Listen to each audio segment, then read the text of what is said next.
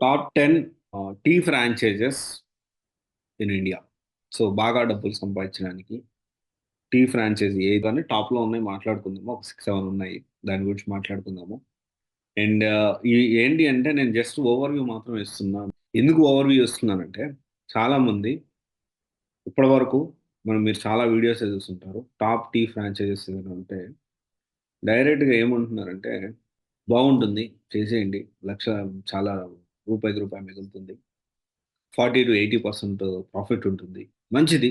అది తీసుకోండి, ఇది తీసుకోండి. అదిగో వీళ్ళ డీటెయిల్స్ ఇమ్మీడియేట్‌గా మీరు స్టార్ట్ చేసేయొచ్చు మంచి ప్లేస్ ఉంటే అన్నట్టు మాట్లాడుతారు. సో, నేనిక్కడ దాని డీటెయిల్స్ ఇస్తాను. దాంతో పాటు అంతకు మించి ఏంటి అంటే మనకి సూట్ అవుతుందా లేదా? మన బ్యాక్‌గ్రౌండ్‌కి ఇది మనం ఈ బిజినెస్ ఫ్రాంచైజ్ బిజినెస్ మనం ఈ టీ ఫ్రాంచైజ్ బిజినెస్ అనేది మనం చేయొచ్చా? అనేది మనం మాట్లాడుకుందాం. ఒకవేళ చెయ్యొచ్చు అంటే ఒక్క ముఖ్యమైన పాయింట్. టీ ఫ్రాంచైజ్‌లో కీ పాయింట్ ఒక్కటి నేనిప్పుడు మాట్లాడబోతున్నా. అది లాస్ట్‌లో మనం మాట్లాడుకుందాం. ఫస్ట్ మనం అసలు దీనికి ఎంత ఖర్చవుతుంది? యావరేజ్‌గా తీసుకుంటే 4-5 లక్షల లోపల ఖర్చవుతుంది. ఇది ఫ్రాంచైజీకి కట్టాల్సిన డబ్బులు. దాంతో పాటు మనం ఒక స్థలం లీజుకి తీసుకొని, ఒకవేళ సొంతంగా ఉంటే లేకపోతే దానికి కొంచెం బేసిక్ థింగ్స్ అనేవి దాన్ని సెటప్ చేయడానికి ఇంకో 1-2 లాక్స్ పడుతుంది. ఒకవేళ లీజుకి తీసుకున్నదైతే ఇది కొంచెం ఎక్కువవుతుంది. యావరేజ్‌గా దీని పెట్టుబడొచ్చేసి 3,00,000 ఎక్స్‌ట్రా అవుతుందనుకుందాం. అంటే ఓవరాల్‌గా 7-8 లాక్స్ వరకైతే దీనికి ఇన్వెస్ట్‌మెంట్ అవుతుంది. ఇది ఎప్పటి వరకు రిటర్న్ అవుతుంది అంటే మినిమమ్ 1 ఇయర్ లోపల 6-9 మంత్స్ లోపలే ఒకవేళ లాస్ట్‌లో ఒక పాయింట్ అన్నా కదా! ఆ పాయింట్ మనం గాని చేస్తే ఖచ్చితంగా 6-7 మంత్స్‌లో ఈ ఆహ్, లేకపోతే 9 మంత్స్ లాస్ట్ 9 మంత్స్‌లో మనం పెట్టిన పెట్టుబడి, రన్నింగ్ క్యాపిటల్ గూడా పెట్టుబడి గూడా మనం పెట్టుకొని చేసుకోవచ్చు. ఇక్కడ చాలామంది ఏమనుకుంటారంటే టీ ఫ్రాంచైజ్‌లో చేసేసి రాత్రి ఓవర్ నైట్ స్టార్స్ అయిపోవచ్చు అనుకుంటారు. రాత్రి లక్షలు వచ్చేస్తాయనుకుంటారు. టు బీ ఫ్రాంక్ ఒకటైతే మీరు గుర్తుపెట్టుకోవాలి. ఇప్పుడు మనం టీ ఫ్రాంచైజీ విషయం చూసుకుంటే టీ పౌడర్ వాళ్ళ దగ్గర కొనాలి. మెటీరియల్ వాళ్ళే ఇస్తారు.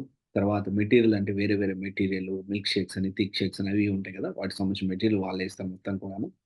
దాంతో పాటు దానికి సంబంధించిన మెషిన్స్, రిఫ్రిజిరేటర్‌లు ఇలా కొన్ని బేసిక్ థింగ్స్ అనేవి ఓవెన్స్ గానియండి, ఇవన్నీ గూడా ఏంటి అంటే డైరెక్ట్‌గా ఫ్రాంచైజ్ తీసుకున్న వాళ్ళే. అంటే మనం కట్టే 4, 5 లక్షలు 3,00,000 అయితే 3,00,000, 2,00,000 అయితే 2,00,000 డిపెండ్స్. కొన్ని ఫ్రాంచైజీలు ఇస్తాయి. కొన్ని ఫ్రాంచైజీలు మోస్ట్‌లీ అయితే ఇస్తాయి. ఓకే. వాళ్ళే ప్రొవైడ్ చేస్తారు. అయితే ఇక్కడేంటి అంటే కొన్ని టీ ఫ్రాంచైజీలు మనం చూసుకుంటే tea time, mister tea and mister chai, tea world, chai hub, Indian tea, Deccan chai ఇవన్నీ గూడా డిఫరెంట్‌గా డిఫరెంట్ ఫ్రాంచైజీస్. ఒక్కో ఫ్రాంచైజీస్ 3,00,000 నుంచి 5,00,000 లోపల మనము వాళ్ళకి పే చేయాల్సుంటుంది. దాంట్లో మళ్ళీ మెటీరియల్ వాళ్ళ దగ్గరే తీసుకోవాలి.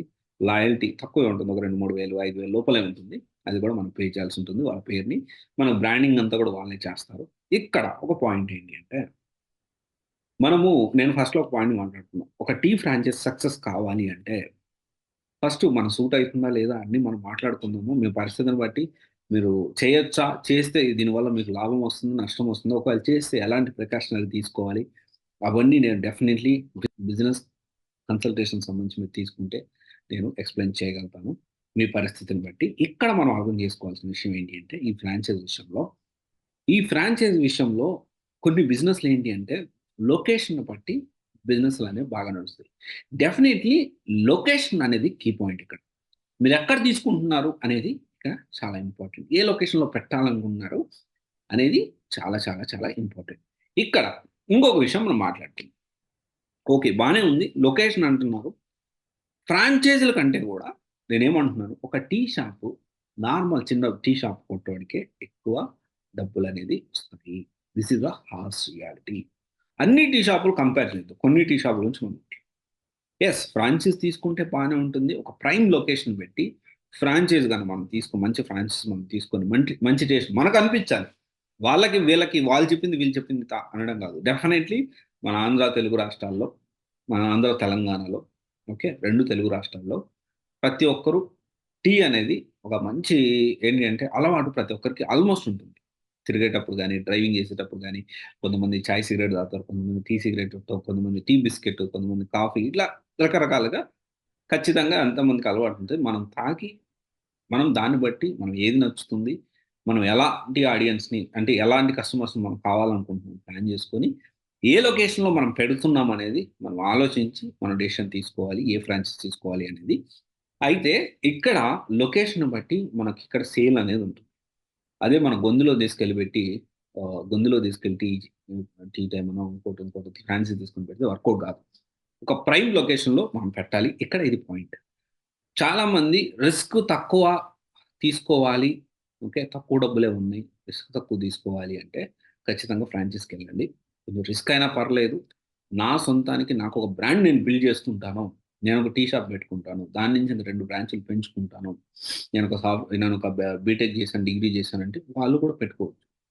పెట్టుకోవద్దని కాదు. తప్పేం కాదు. బాగా డబ్బులు కూడా వస్తాయి. ఇవైతే టాప్ ఫ్రాంచైజెస్. ఇప్పుడు కంపల్సరీ సక్సెస్ కావాలి అంటే మనకిక్కడ టీ ఫ్రాంచైజ్ సక్సెస్ కావాలి అంటే కావాల్సింది prime location. First important point. And interior ఇవన్నీ సెకండరీ. ఎందుకంటే ఇంటీరియర్ ఎలాగో ఫ్రాంచైజ్ వాళ్ళు చేసేస్తారు అన్నీ okay. But location is very important. Prime location ఎతుక్కోండి definitely it works. And parking is also important. Prime లొకేషన్‌తో పాటు మన వెహికల్స్ వచ్చినప్పుడు ఆగడానికి పార్కింగ్ కూడా చాలా ఇంపార్టెంట్. ఈ మధ్య కాలంలో ఫుడ్‌కి సంబంధించిన రెస్టారెంట్స్ గాని ఇవన్నీ ఫెయిల్యూర్స్ అవ్వడానికి one of the main reason ఏంటంటే సరైన పార్కింగ్ లేక. ఓకే. ఒకసారి ఆలోచించండి. Further business consultation you can contact us. Okay. Thank you.